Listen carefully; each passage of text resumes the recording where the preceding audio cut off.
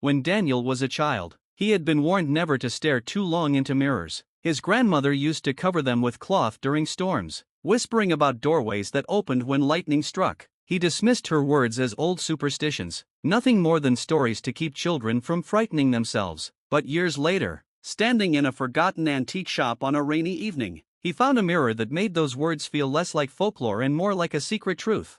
The mirror was tall, framed in dark, cracked wood, its surface rippling faintly as though disturbed by an unseen hand. Daniel rubbed his eyes, thinking it was a trick of the dim light, but when he leaned closer, his reflection didn't mimic him exactly. Its head tilted a moment too late, its eyes blinked twice when he blinked once, and then it smiled, though he had not. Fear jolted through him, but curiosity rooted him to the floor. Tentatively, he raised a hand and pressed his fingertips against the cold glass. To his shock, the surface yielded like water. He gasped, jerking back, but the reflection's hand reached out through the surface and grasped his wrist. A rush of vertigo swallowed him, and before he could scream, he was pulled inside.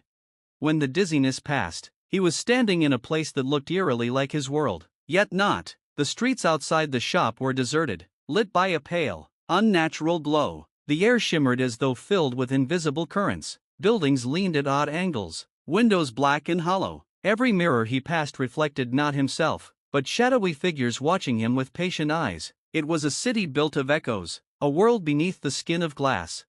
He wandered for what felt like hours before meeting someone else, or rather, something else. A woman stepped out from a cracked mirror in a nearby wall, her face familiar, though he couldn't place it. She introduced herself as Leora and spoke in a voice like wind through broken glass. "You're not supposed to be here," she said. "The mirror realm chooses its travelers carefully. Most who enter never leave."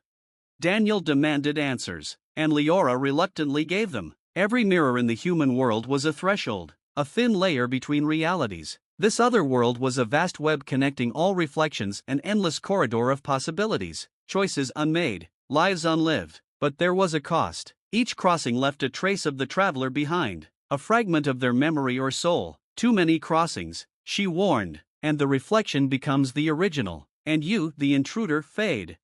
The thought chilled him, but a dangerous temptation pulled at his heart. He realized that through mirrors, he could go anywhere, any city, any locked room, any past moment reflected somewhere in glass. He tested it, stepping through a bathroom mirror into a hotel room across the world, slipping from a shop window into a street he'd never walked. The possibilities were endless. Power surged through him with each crossing, and yet, he began to notice strange absences. His memory faltered. Names of childhood friends slipped away. His favorite song's melody dissolved into silence.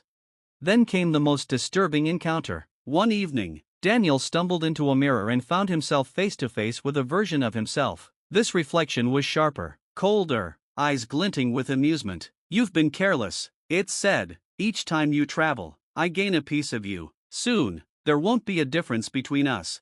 Panicked, Daniel tried to retreat, but the reflection mirrored every movement perfectly now. There was no lag, no delay, only symmetry. The glass vibrated as if straining to decide which side was real. Leora appeared behind him, whispering urgently, "You must choose. Either leave the mirrors forever and accept what you've lost, or stay, and let your reflection take your place."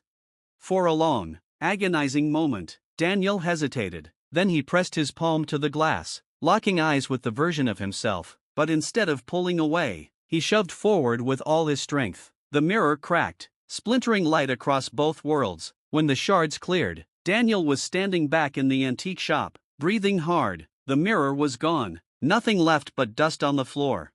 He stumbled outside, relieved to see familiar streets again, real people moving through the rain. But something was wrong. Their eyes lingered on him with faint recognition, as though he was both familiar and a stranger. And when he caught his reflection in a puddle, it was smiling faintly, though he was not. Daniel realized with dread that he had not escaped at all. The reflection had won. It wore his life now, while he remained only a ghost on the other side of glass.